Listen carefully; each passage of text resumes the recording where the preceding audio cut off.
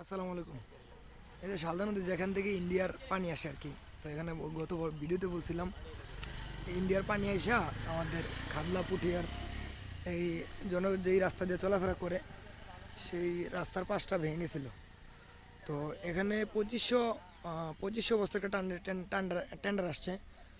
এখানে 20 লাখ টাকার এই যে বস্তাটি আর কি, বলছিলাম যে সাগরের এই যে সাগর যে বাঁধে না ওই বস্তা দিয়া, তো এগুলো আবার এখান থেকে এই বস্তা ভরট করে এই ভরট করতেছে, তারপরে আবার এখানে নিচে ফালাইতেছে।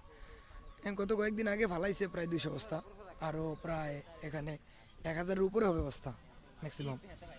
তো ইয়া করে রাখছে আর কি, এই যে ভরে রাখছে ভরছে, এগুলো ফালাইবে। তো যাক, কাজটা দ্রুত হয়ে যাচ্ছে, এই জন্য ভালো লাগলো আর কি, যে আমাদের যে রাস্তাটা ভেঙে যাচ্ছিল রাস্তার পাশে। তো এই তো আপনারা কাজটা কেমন হচ্ছে জানাবেন, হ্যাঁ মন্তব্যটা জানাবেন কেমন হয় কাজটা এটার। তো প্রচুর ভাঙছে আর কি, অনেকটা ভাঙছে, ওই যে সামনে আরও ভাঙতেছে। এখন আবার নদীতে পানি কম, তো এই কারণে একটু মোটামুটি এই কাজটা খুব দ্রুতই হচ্ছে আর কি।